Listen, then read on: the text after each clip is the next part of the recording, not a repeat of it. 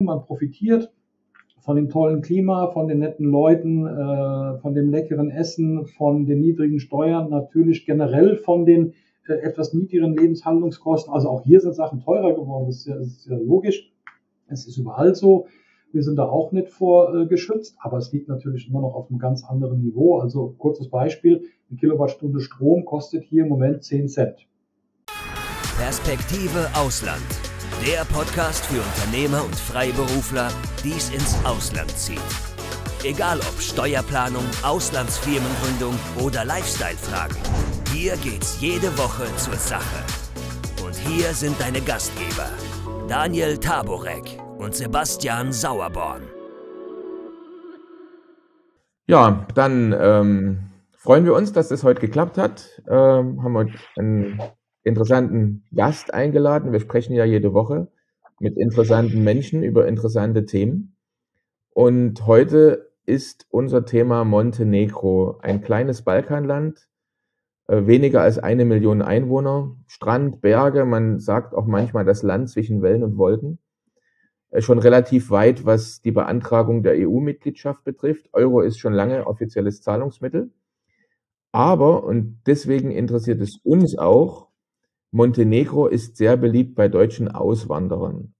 Und wir wollen deswegen heute mit einem Experten über dieses kleine, aber feine Land Montenegro sprechen, wollen wissen, was ist anziehend an diesem Land, wie ist das Leben, ist es ein Steuerparadies, Montenegro, manchmal wird das so genannt. Für wen könnte Montenegro eine interessante oder gute Wahl als Wohnsitz sein? Das und noch viel mehr Fragen haben wir an Michael Barter. Und Michael, stell dich doch jetzt bitte unseren Zuschauern und Zuhörern einmal selbst vor. Genau, ganz kurz zu mir. Erstmal vielen Dank für die Einladung, heute hier mit dabei sein zu dürfen. Mein Name ist Michael Barter. Ich lebe seit über 15 Jahren in Montenegro, komme ursprünglich aus der Region Koblenz, Westerwald, habe irgendwann mal hier Urlaub gemacht und ja, fand es so ganz nett hier, habe dann nochmal Urlaub gemacht und irgendwann eine Wohnung gekauft für mich selbst und ja, irgendwann kamen Gäste, die Urlaub gemacht haben und so hat das Vermietungsgeschäft langsam angefangen und ich konnte so Stück für Stück meine Existenz von Deutschland nach Montenegro verschieben und ja, bin jetzt seit 15 Jahren hier, habe mehrere Standbeine. Eins ist natürlich ganz klar der Tourismus. Wir haben Ferienwohnungen, die dem deutschen Standard entsprechen, die sehr, sehr gut gebucht sind, eben auch genau deswegen. Wir haben ausschließlich deutschsprachige Gäste, auch über den Winter, auch für Langzeitmiete, das gehört alles irgendwo mit dazu. Und natürlich, und das eigentlich auch vom ersten Tag an, das Thema Auswandern, Firmengründung, Aufenthaltserlaubnisse, das sind alles die Sachen, wo ich eben deutschsprachige Interessenten unterstützen kann. Nicht zuletzt durch die lange Erfahrung vor Ort natürlich, weil man alles ja auch irgendwann mal selbst durchgemacht hat und mittlerweile auch hunderte Male praktiziert hat. Mittlerweile spreche ich die Sprache. Das war natürlich einer der größten Hindernisse zu Beginn, weil die Kommunikation natürlich hier in dem Land mit Deutsch oder Englisch sehr, sehr eingeschränkt nur möglich ist und man um das Lernen der Sprache nicht herumkommt. Wenn man natürlich permanent vor Ort ist, dann lernt man die Sprache ja quasi automatisch. Also ich habe weder eine Schule dafür besucht, noch einen Kurs gemacht. Das sind alles Dinge, die wir heute anbieten können. Bei mir gab es damals gar nicht. Aber durch den Zusammenschluss mit den Leuten habe ich die Sprache gelernt und das ist natürlich ein ganz, ganz wichtiger Punkt. Ja, und so bin ich im Prinzip... Was ist denn das Montenegrinisch? Ist das eine romanische Sprache oder ist es eine Sprache? Nee, es ist Italienisch oder wie muss ich das vorstellen? Nee, es ist eine slawische Sprache. Also kommt aus dem slawischen Raum, gleiche Mutter wie auch Russisch oder Polnisch, also in die Richtung bewegt sich das. Somit haben auch Menschen, die aus den osteuropäischen Ländern kommen, die haben es sehr, sehr einfach, damit klarzukommen, weil es gibt viele Gemeinsamkeiten. Für uns Westeuropäer ist es umso schwieriger, weil es gibt überhaupt gar keine Gemeinsamkeiten und die Grammatik erschließt sich mir auch heute noch nicht so ganz, aber es funktioniert. Und es ist vollständig. Aber du hast dann auch richtig Kyrillisch und so weiter, musst du schreiben, ja? Ja, nee, es ist nicht so. Also in Montenegro ist es so, dass sowohl die kyrillische als auch die lateinische Schreibweise zugelassen sind. Und wir schreiben hier eigentlich zu 90% in Lateinisch. Wenn man weiter hoch in den Norden kommt, in Richtung Serbien, da kann schon das ein oder andere Mal dann auch auf Kyrillisch einem was entgegenkommen. Aber hier vor Ort ist es dann eher in Latein geschrieben. Und die Sprache ist natürlich kompatibel mit Serbokroatisch oder damals Jugoslawisch, sage ich mal. Jemand, der Kroatisch kann oder jemand, der Bosnisch spricht oder der Serbisch spricht, der kommt hier auch sofort klar. Da gibt es nur minimale Unterschiede. Aber für uns Deutsche, eine Herausforderung. Also Es sei denn, man rate kommt ich aus jedem doch, der ehemaligen DDR, wo man Russisch gelernt hat, muss man natürlich sagen. wenn man Russisch damals gelernt hat und sich daran noch erinnern kann, dann hilft das in manchen Bereichen. Also es ist nicht die gleiche Sprache, aber es gibt Wörter, die gleich sind. Der Aufbau ist ähnlich, weil es ist halt, wie gesagt, eine slawische Sprache und da gibt es ganz, ganz viele Gemeinsamkeiten. Wir bieten heute unseren Leuten an, Sprachkurse zu machen. Es gibt entsprechende Bücher dabei. Wir machen das in kleinen Gruppen mit 2, 3 Personen, sodass man relativ schnell auch in der Lage ist, dann zumindest mal irgendwie ein Bier zu bestellen oder also diese tagtägliche Kommunikation abzuwickeln. Ja, so ist im Prinzip mein kurzer Lebenslauf. Dann sind natürlich auch entsprechend viele Fernsehsender auf mich aufmerksam geworden. Wir hatten eine sehr schöne Dokumentation vor 5 Jahren bei Sat.1, die ich komplett geleitet habe. Jetzt in der letzten Woche war bei WDR der Bericht wunderschön. Da ging es 90 Minuten um Montenegro. Hat man mich auch kurz gesehen mit der Eisenbahn. Das ist ein Projekt von mir, wo wir versuchen, die Eisenbahn touristisch zu nutzen. Das ist eine der spektakulärsten Bahnstrecken in Europa, vielleicht sogar weltweit, die von Bar hoch in die Berge geht. Und da machen wir Ausflüge. Das ist natürlich auch für deutsche Touristen sehr interessant. Deutsche fahren ja gern mit der Bahn, gerade wenn es ältere Leute sind. Man kriegt sehr, sehr viel vom Land mit. Und das sind so meine Tätigkeitsbereiche. Also auf der einen Seite der Tourismus, ganz klar, da komme ich her. Und auf der anderen Seite eben die Unterstützung für Menschen, die hier in Montenegro für sich eine Zukunft sehen oder vielleicht sich ein zweites Standbein aufbauen wollen. Und natürlich da die ganzen rechtlichen Dinge, die verfahrenstechnischen Dinge einfach nicht kennen. Das ist ja vollkommen klar. Hier ist halt vieles anders. Das muss nicht heißen, dass es schlechter ist, aber es ist einfach anders und das muss man wissen. Und hätte ich damals diese Hilfe gehabt, wäre ich natürlich auch viel, viel schneller klargekommen. Ich habe mich da so selbst durchgewurstelt. Aber es sind wirklich Sachen dabei, wo man verzweifelt, wenn man da keine Unterstützung hat. Ja, da wollen wir jetzt mal gerne mehr dazu hören. Also generell Michael, wie ist denn das jetzt bei dir? Wer fragt? Jetzt haben beide gesprochen. Ja, also weil du gerade gesagt hast, dass es relativ komplex und schwierig ist. Wie kann man sich das vorstellen? Also wie einfach oder schwer ist es denn, jetzt den dauerhaften Aufenthalt zu bekommen? Ich nehme an, dass in Montenegro genau wie vielen anderen Ländern ist, dass man also jetzt als Tourist nur eine bestimmte Zeit, wahrscheinlich 3 Monate oder sind 6 Monate, bleiben kann. Und wenn man jetzt mehr bleiben will, wie einfach oder schwer kann man sich den Prozess denn vorstellen, jetzt dort von dauerhaften Aufenthalt? Also generell ist es so, da hast du vollkommen recht, als Tourist darfst du hier im Land maximal 3 Monate sein, ohne Visum, ohne Aufenthaltserlaubnis, beziehungsweise 90 Tage. Und wenn man das sich genau anguckt, dann ist die Regelung so, 90 Tage innerhalb von 180 Tagen. Das heißt, wenn ich 90 Tage in Montenegro bin, dann muss ich danach das Land wiederum für 90 Tage verlassen, damit ich dann wieder für 90 Tage einreisen kann. Das ist die gleiche Regelung, wie sie auch für Drittländer gilt in Deutschland und in der EU.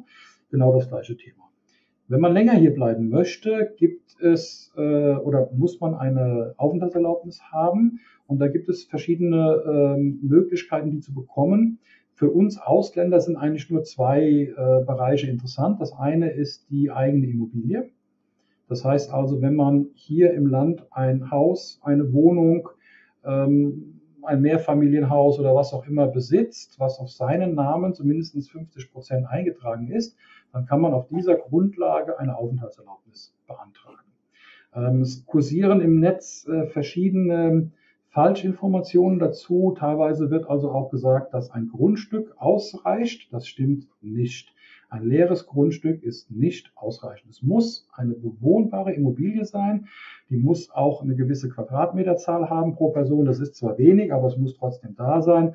Also leeres Grundstück, wo man seinen Camper oder irgendwie draufstellt, ist nicht ausreichend. Es muss im Katasteramt als Wohnobjekt klassifiziert sein. Und man muss auch mehr oder mindestens 50% dieser Immobilie laut Kataster besitzen.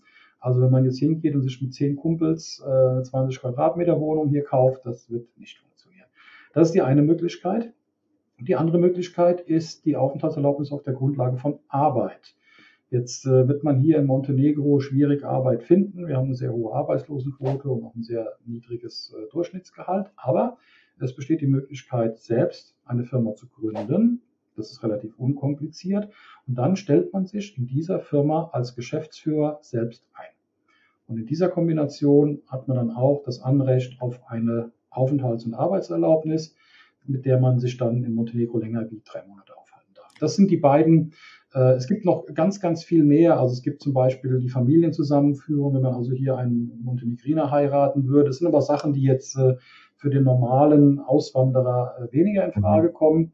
Und das sind auch die beiden Aufenthaltserlaubnisse, die ich also zu 99% mache.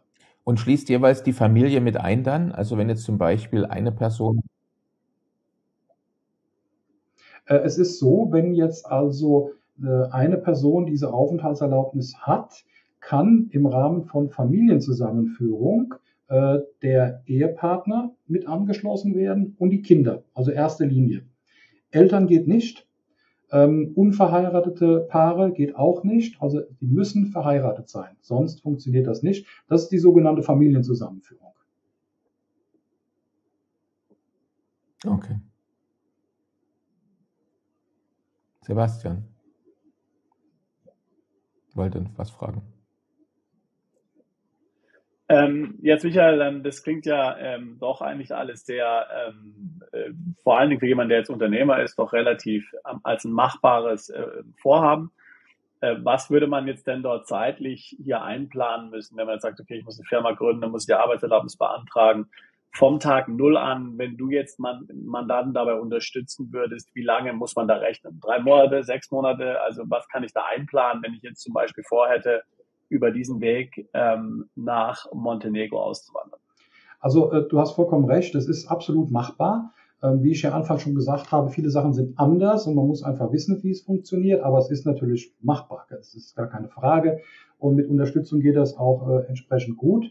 Der Prozess der Firmengründung, das ist ein bisschen abhängig von der Auslastung der Registergerichte. Wir hatten ja hier ein kleines EDV-Problem in den letzten Monaten gehabt, wo halt auch die gesamte EDV der Regierung lahmgelegt wurde durch so einen Hackerangriff. Da haben sich natürlich viele Sachen aufgestaut. In der Regel ist es so, dass die Eintragung einer Firma beim Registergericht zwischen 4 und 10 Tagen dauert. Das heißt also, in dem Moment, wo wir beim Notar unterschrieben haben, diese Unterlagen und dann zum Registergericht geben, 4 bis 10 Tage, dann ist die Firma eingetragen. Der nächste Schritt ist dann das Eröffnen des Bankkontos. Das geht innerhalb von 1 bis 2 Tagen. Und dann würde man die Aufenthaltserlaubnis beantragen. Das dauert 14 Tage, bis dann die Unterlagen da zurückkommen. Also im Idealfall, wenn alles gut läuft, ohne größere Probleme, ist man eigentlich in einem Monat komplett mit allem durch. Von dem Tag, wo man gesagt hat, ich mache das, bis zu dem Tag, wo man das Kärtchen dann in der Hand hält. Das klingt ja sehr effizient, ja. Ja, es muss gut geplant sein natürlich. Man kann den ersten Schritt, die Firmengründung, da muss der Gründer nicht vor Ort sein, das kann man per Vollmacht erledigen. Er kommt dann nur noch zur Kontoeröffnung und für die Aufenthaltserlaubnis. Und wenn man das alles effizient und gut plant, ist das überhaupt gar kein Problem. Sehr gut. Das Stammkapital bei der Gesellschaft, was muss ich da einzahlen? 1 Euro. Stammkapital ist 1 Euro. Ja. Also nochmal bestätigt sich, was wir ja vorhin schon gesagt haben, klingt absolut realistisch, wenn jemand es gerne machen möchte, über den Weg sich hier in Montenegro anmelden zu können. Und bei der Immobilie vielleicht noch ganz kurz dazu, da ist es ähnlich, da hängt es davon ab, wie schnell ist die Immobilie im Kataster eingetragen. Und das ist abhängig von der Gemeinde.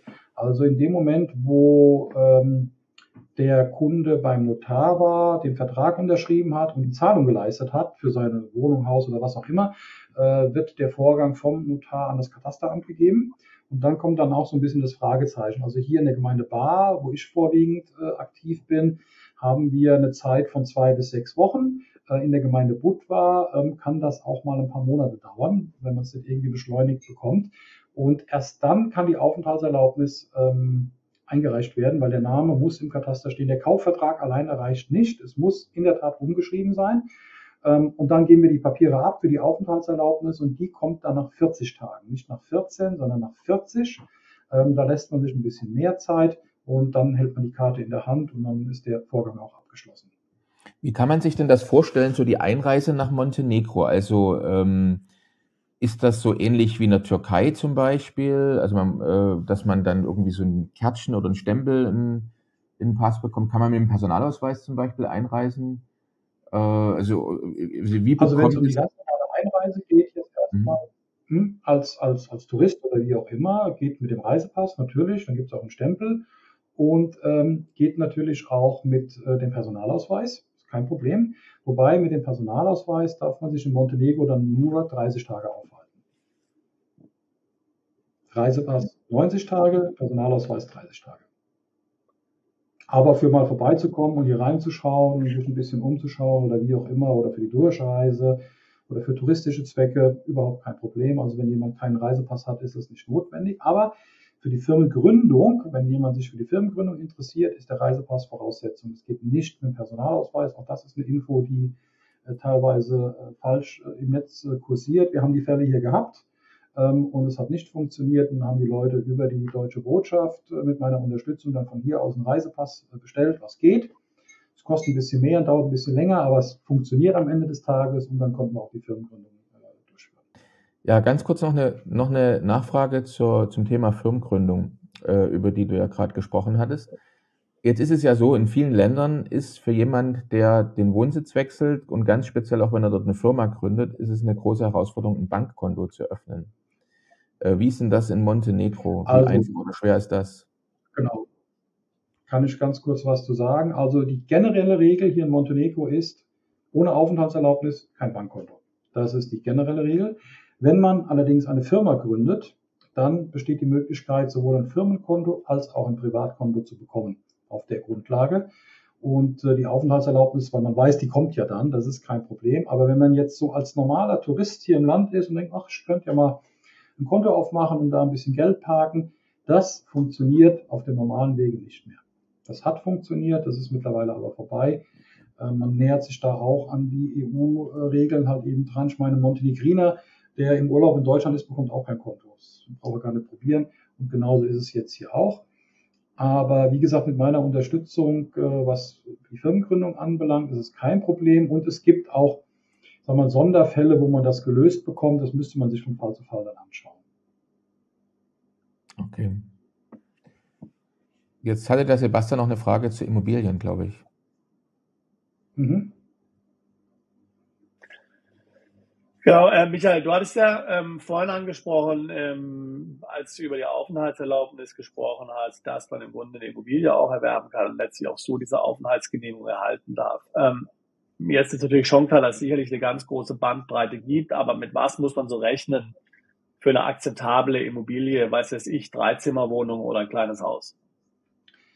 Das kommt wirklich ganz auf die Lage drauf an. Also wenn wir jetzt mal von der Küstenregion ausgehen, wo sich das eigentlich auch drauf konzentriert. Also ich kenne wenige Leute, die jetzt da irgendwo ganz allein in den Bergen sein wollen. Die meisten Immobilien stehen an der Küste und da werden auch die meisten gekauft. Idealerweise ist ein bisschen mehr Blick dabei oder wie auch immer. Budva, Kotor, Tivat ist sicherlich teurer wie Bar und Ulzien. Also wir haben da auch so ein Nord-Süd-Gefälle so ein bisschen. Also eine schöne Neubauwohnung, will ich jetzt mal sagen, wo alles passt, wo es auch eine Baugenehmigung gibt und so weiter, die dürfte liegen zwischen 15 und 1800 Euro pro Quadratmeter. In einer ordentlichen Lage, mit dem entsprechenden Blick. Was heißt es dann so ungefähr? Also bei 80 Quadratmeter Wohnung kannst du ja ausrechnen. 80 mal 1500. Da kommt da raus. Mal gerade gucken. Okay, alles klar. Sind 120.000 Euro. Ja. Also wer zum Beispiel jetzt seine Immobilie in Deutschland verkauft, weil er ins Ausland geht, was ja viele machen, der sollte also kein Problem haben, auch ohne Bankfinanzierung in Montenegro sich dort eine schöne Immobilie zu kaufen. Also die Preise sind günstiger wie in Deutschland, sie sind günstiger wie vergleichbare Länder an der Adria oder am Mittelmeer, definitiv. Also wenn ich unseren nördlichen Nachbar Kroatien nehme, es kostet viel, viel mehr.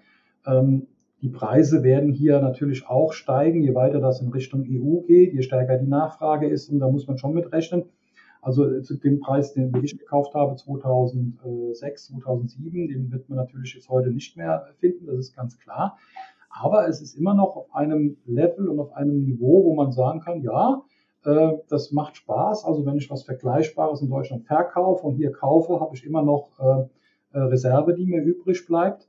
Und die Preisentwicklung, denke ich mal, die wird weiter in diese Richtung gehen, gerade auch bei der hohen Inflation, die wir im Moment haben, wo viele dann auch gerne Immobilien kaufen oder da irgendwie Geld, was sie irgendwo loswerden wollen, dann in Immobilien stecken. Also ich könnte mir vorstellen, dass es ein ganz guter Zeitpunkt ist im Moment. Und man findet auch noch was. Und auch wenn es muss ja auch nicht immer Neubau sein, aber wenn man sagt, im Bereich von, keine Ahnung, also ab 100.000 Euro bekommt man auch schon was Vernünftiges. Das ist ganz klar so. Und jetzt hatten wir uns über Gute Hausnummer, ja. Jetzt hatten wir uns über eine Frage im Vorgespräch schon mal kurz unterhalten und ich wollte das gerne jetzt hier nochmal ansprechen, Michael. Und zwar, wenn jetzt jemand denkt, weil das ist ja durchaus auch bei dem einen oder anderen der Fall, ich ziehe jetzt aus Deutschland oder ich wandere aus Deutschland aus, gehe nach Montenegro und werde mir jetzt dort eine Arbeit suchen, beziehungsweise, da hast du ja auch schon gesagt, der Arbeitsmarkt ist schlecht, ich gründe einfach eine Firma und werde jetzt dann dort mein Einkommen davon bestreiten. Ist das realistisch oder nicht? Vielleicht kannst du dazu noch kurz was sagen. Also es ist realistisch, wenn man einen Geschäftszweig hat, wo man sich den Kunden mitbringt. Also da spreche ich jetzt zum Beispiel über alle die online arbeiten, Homeoffice, digitale Nomaden, die ihre Kunden weltweit irgendwo haben. Das ist ja vollkommen egal, ob man in Deutschland sitzt, in Montenegro oder auf dem Mond, man braucht einen guten Internetanschluss, das haben wir hier, und dann ist das okay. Für diejenigen, die hier runterkommen und meinen, sie würden dann einen Job bekommen als Maurer, Kfz-Mechaniker, was auch immer, das sehe ich für sehr, sehr schwierig bis unmöglich an. Zum einen, weil wir eine relativ hohe Arbeitslosigkeit haben mit über 20%. Zum anderen, weil der Durchschnittslohn bei 500 bis 600 Euro liegt. Also selbst wenn man etwas findet, wird man auch da nicht reich mit werden. Und das sind Sachen, die sind für mich, das stellt sich sehr, sehr schwierig dar. Also da Fuß zu fassen, würde ich jetzt nicht unbedingt empfehlen. Also wenn man sich selbstständig macht und hat eine gute Idee, Tourismus geht, das ist ganz klar, wenn man in die Richtung sich bewegt, mit Vermietung, mit Touren, wenn man sich vielleicht ein bisschen auf den deutschsprachigen Markt konzentriert, da war ja auch so meine Lücke und da ist noch jede Menge Platz. Das kann vielleicht ganz erfolgreich sein, aber hier runterzukommen und zu denken, man bekommt einen Job in der nächstbesten Kfz-Werkstatt, halte ich für ausgeschlossen.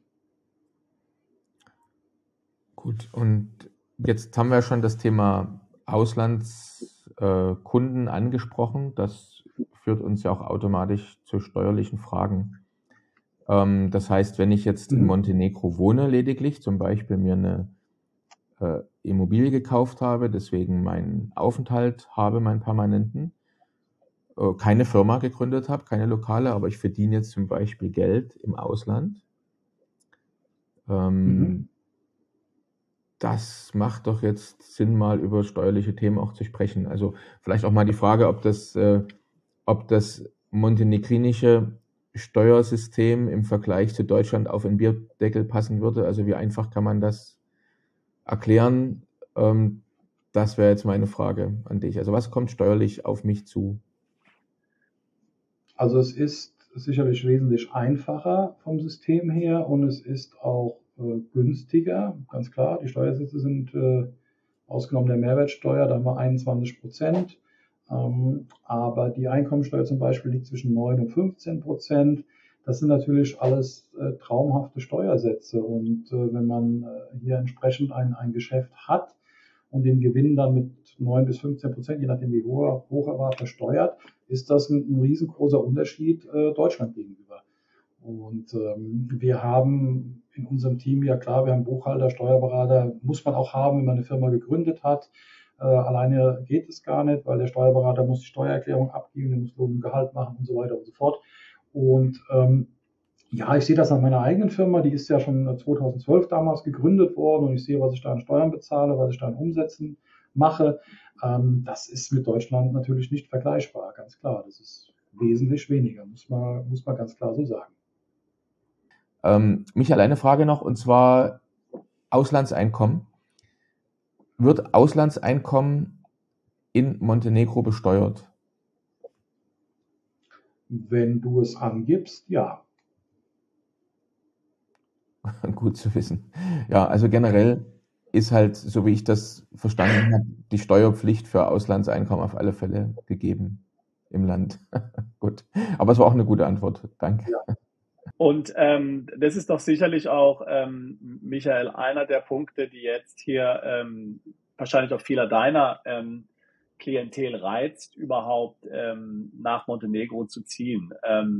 Was sind so andere Aspekte? Wir haben zum Beispiel während der Covid-Zeit gehört, dass doch relativ viele Deutsche nach Montenegro ziehen wollten, weil es auch möglicherweise bestimmte Erleichterungen gab, die es jetzt in Deutschland nicht gab. Was sind so Motivationen jetzt für deine Klientel zum Beispiel nach Montenegro zu gehen? Also was die Covid-Geschichte angeht, ja, es sind da viele gekommen und da habe ich auch so meine eigene Meinung zu. Es mag sein, dass manche Sachen vielleicht hier etwas liberaler gehandhabt werden, aber wir hatten Ausgangssperren, wir hatten alles Mögliche und teilweise auch sogar schlimmer wie in Deutschland. Es wird aber leider aus gewissen Quellen immer so propagiert, als dass hier das Paradies wäre und dass es keine Regeln gibt und dass man sich auch nicht anschnallen muss und dass man auch nicht mit Helm fahren muss und so weiter, um einfach zu suggerieren, hier wäre alles easy. Also da muss ich ganz, ganz klar vorwarnen, das ist nicht so. Es gibt hier Regeln und es mag vielleicht sein, dass sie etwas lascher kontrolliert werden und wenn man hier über die rote Ampel fährt und nicht erwischt wird, dann ist das kein Problem, aber das ist auch in Deutschland nicht. Also man kann da so lange drüber fahren, bis man erwischt wird. Das ist ganz einfach. Und das ist hier ähnlich. Deswegen also, wenn jemand der Meinung ist, hier herunterkommen zu wollen, weil hier nach wie vor der wilde Westen ist, also dann bitte da bleiben, wo er jetzt ist. Das ist nicht so. Nochmal, es werden Sachen etwas liberaler gehandhabt, das ist korrekt. Da kann es auch durchaus um Maske, ja, nein, vielleicht oder doch nicht.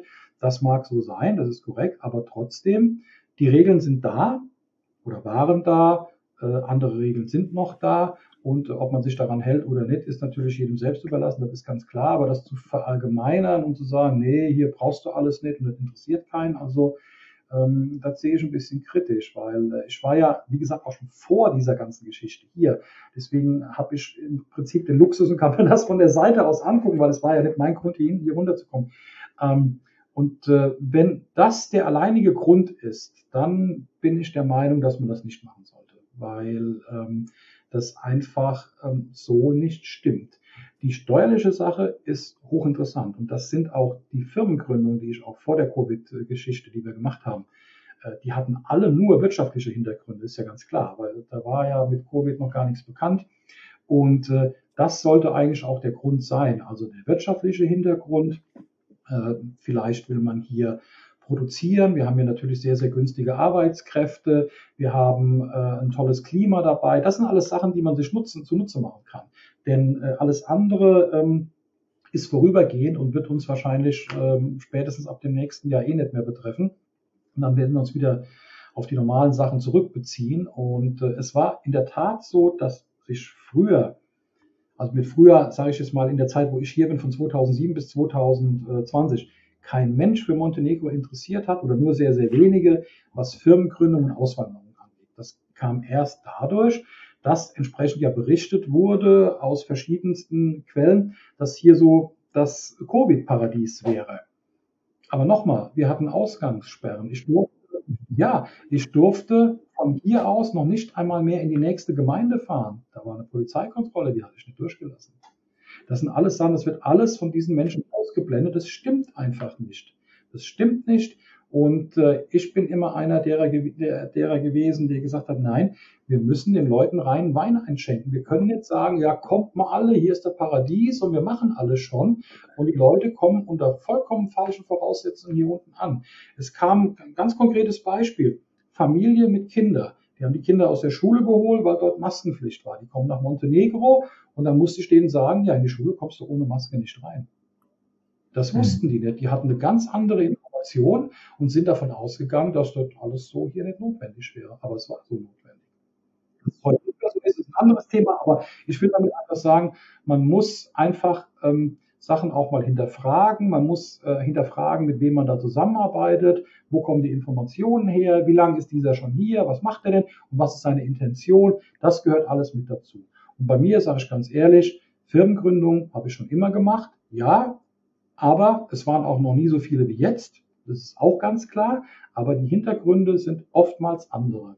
Und meine persönliche Einschätzung ist, dass von den Leuten, die jetzt hier so holter die Polter, unvorbereitet, uninformiert hier unten aufgeschlagen sind, ein ganz, ganz großer Teil auch genauso schnell wieder weg sein wird, weil sie einfach auch wirtschaftlich nicht überleben werden und dann irgendwie die Reserven, egal wie groß sie denn jetzt mal sind, irgendwann sind sie weg. Irgendwie muss Geld reinkommen und dann werden die ganz, ganz schnell auch wieder die Rückreise antreten. Das wird so sein. Ein Teil wird hier bleiben. Das sind die sich informiert haben. Die haben vorher vielleicht mal Urlaub gemacht. Die wissen, wie das ganze Land funktioniert. Die wissen, wie die Menschen funktionieren. Die haben sich informiert und so weiter und so fort. Ja, aber viele werden das hier wirtschaftlich einfach nicht überleben. Nehmt euch bitte einfach nur das Beispiel, wenn ihr nach Podgorica fahrt zur deutschen Botschaft, die Leute stehen dort Schlange, um ein Arbeitsvisum für Deutschland zu bekommen. Die hauen alle ab, weil sie hier keine Zukunft haben. Also arbeitstechnisch. Gut, dass du das so erklärt hast. Michael, jetzt hast du ja selber schon erwähnt, dass viele von denen, die jetzt ausgewandert oder eingewandert nach Montenegro sind, ja zum Beispiel sich ihr Einkommen durch vielleicht Online-Arbeit, Internet und so weiter und so fort erzielen. Und deswegen immer wieder die Frage, wie ist denn die Infrastruktur im Land? Also man braucht ja, wenn ich jetzt, wie du selber gesagt hast, idealerweise für Kunden im Ausland tätig bin, dann benötige ich ein gutes Internet und ich benötige, und das sage ich jetzt mal in Anführungsstrichen, weil das eben jetzt auch besonders wichtig geworden ist, zuverlässig noch Strom. Also wie sieht's denn da in Montenegro aus? Also die Internetanbindung könnte ich mir vorstellen, ist wahrscheinlich gut, wirst du gleich was dazu sagen.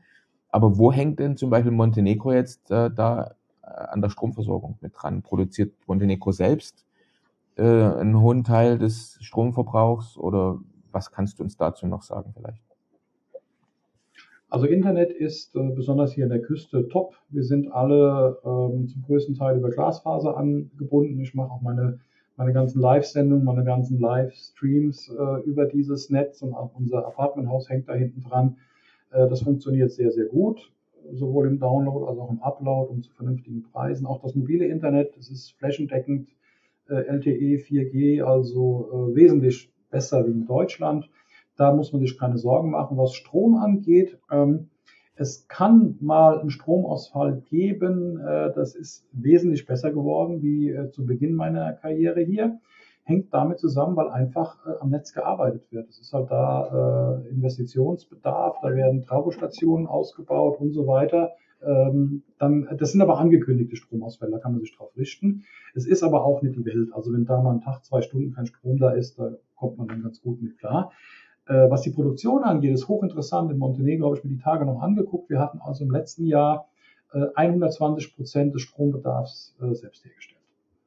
Und das ist ein ganz gutes Zeichen. Wir haben 2 große Wasserkraftwerke, die zwar schon sehr alt sind, aber natürlich nach wie vor gut funktionieren. Es gibt ein altes Heizkraftwerk und es gibt mehr und mehr Windkraftwerke. 2 Stück sind am Netz, ein 3. soll jetzt kommen. Und damit ist Montenegro von der Stromproduktion her eigentlich autark, sag ich mal. Ne? Klingt gut. Das funktioniert gut. Schön. Dann Ja.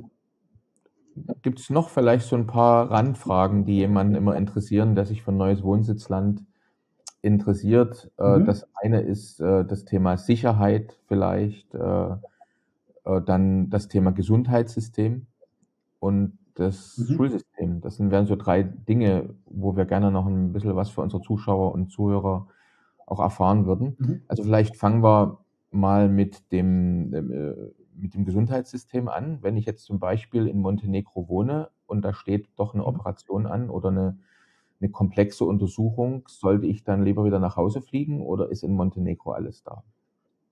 Also da habe ich immer so einen ganz guten Konter. Ich sage dann, ich bin seit 15 Jahren hier und ich scheine ja überlebt zu haben. Also wird das irgendwie funktionieren?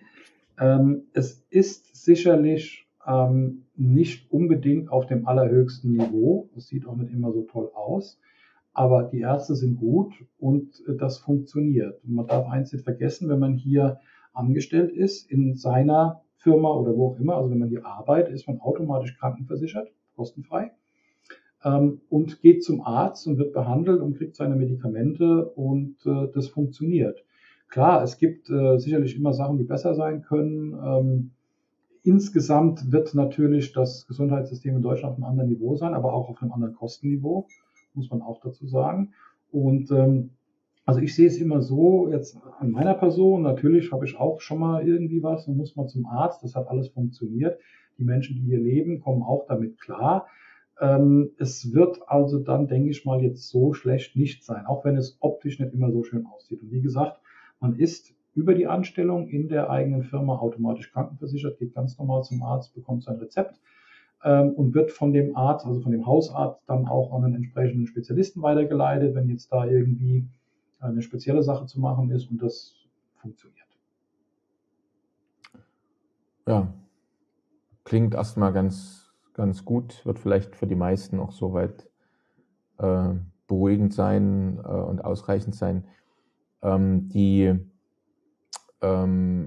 Schulbildung für die Kinder. Wenn jetzt eine Familie mit Kindern kommt, gibt es vermutlich eine Schulpflicht auch im Land. Also wie wird das kontrolliert, wie wird das durchgesetzt und inwieweit gibt es ausreichend Alternativen, wenn jetzt jemand seine Kinder nicht in, sagen wir mal, in die örtliche Schule schickt, wo das Kind ja in der Regel Ja, erstmal dann die örtliche Sprache lernen müsste.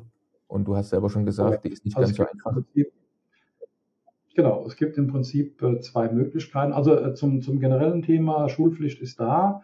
Wie das kontrolliert wird, kann ich nicht sagen, ob das kontrolliert wird, aber die ist auf jeden Fall da. Es gibt zwei Möglichkeiten. Die eine Möglichkeit ist die staatliche Schule vor Ort in den Städten oder teilweise auch in den kleinen Ortschaften. Die ist kostenlos natürlich und die Kinder bekommen auch die Schulbücher und alles gratis dazu. Das übernimmt alles der Staat. Aber da sind zwei Voraussetzungen notwendig. Zum einen muss die Aufenthaltserlaubnis da sein, ohne werden wir die nicht eingeschrieben bekommen in die Schule. Und zweitens, die Sprache muss dann irgendwie gelernt werden. Ob man das in Abendkursen dann zusätzlich macht oder vor Ort, muss man sehen. Aber der Unterricht findet natürlich in Landessprache statt. Die zweite Möglichkeit sind internationale Schulen. Es gibt zum Beispiel in Tivat eine. Da findet der Unterricht dann komplett in Englisch statt. Und das ist eine private Schule und die ist relativ teuer. Also da muss man mit 10.000 bis 15.000 Euro pro Kind pro Jahr rechnen an Schulbildung.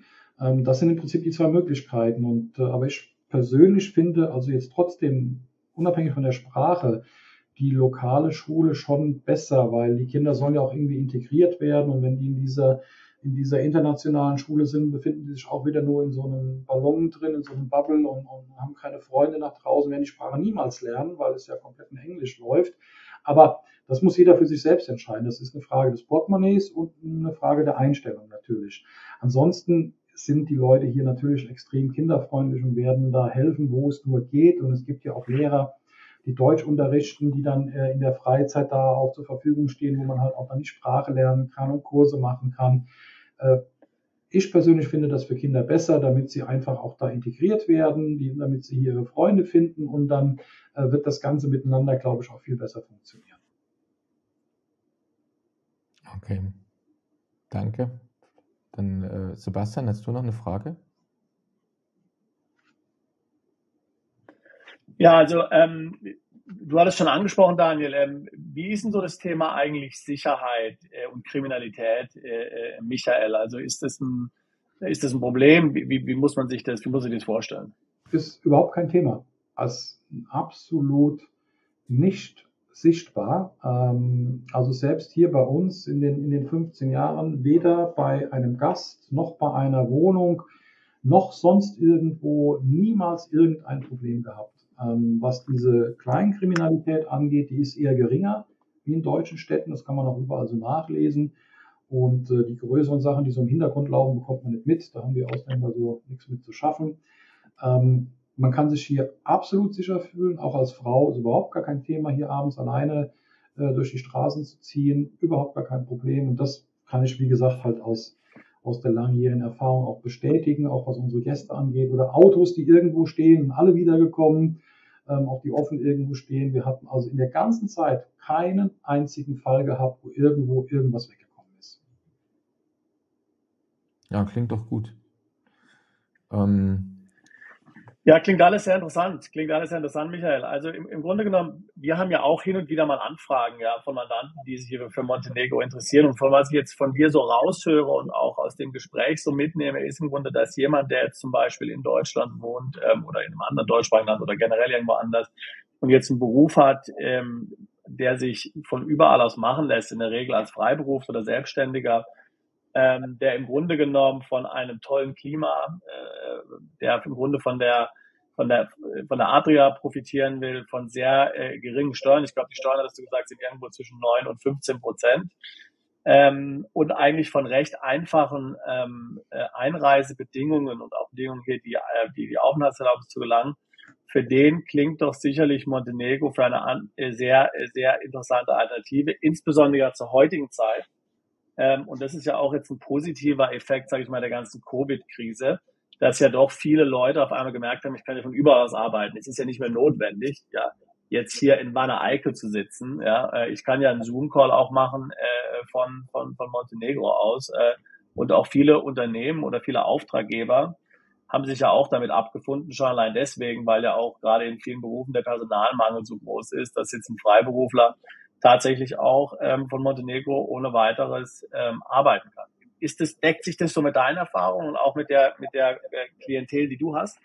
Ja, definitiv. Das ist genau der richtige Ansatz. Also Leute, die einfach von überall arbeiten können. Ich habe auch aktuell jetzt in unseren Wohnungen Überwinterer und Langzeitmieter, die müssen ja auch irgendwie Geld verdienen, die machen genau das. Die haben ihre Calls, ihre Meetings online von hier aus, genießen den schönen Sonnenuntergang und den Blick aufs Meer dabei. Das ist genau die richtige Zielgruppe. Also wie gesagt, wenn man sich den Kunden mitbringt, überhaupt gar kein Problem. Man profitiert von dem tollen Klima, von den netten Leuten, von dem leckeren Essen, von den niedrigen Steuern, natürlich generell von den etwas niedrigeren Lebenshaltungskosten. Also auch hier sind Sachen teurer geworden. Das ist ja logisch. Es ist überall so. Wir sind da auch nicht vor geschützt, aber es liegt natürlich immer noch auf einem ganz anderen Niveau. Also kurzes Beispiel, eine Kilowattstunde Strom kostet hier im Moment 10 Cent. So, in Deutschland kostet sie fast einen Euro, je nachdem, wo man da untergekommen ist. Aber das sind genau diese Sachen. Und wenn man damit klarkommt, dann ist man hier sehr, sehr gut aufgehoben. Definitiv. Und das sind auch die Kunden und die Gäste, die wir hier haben. Hinzu kommt, und das darf man nicht vergessen, Montenegro ist ja auch in einer Entfernung zu Deutschland, die man auch mit dem Auto durchaus noch schaffen kann. Mit einmal übernachten bequem, mit zweimal übernachten super bequem. Das soll man nicht außer Acht lassen. Es fliegt nicht immer jeder gerne.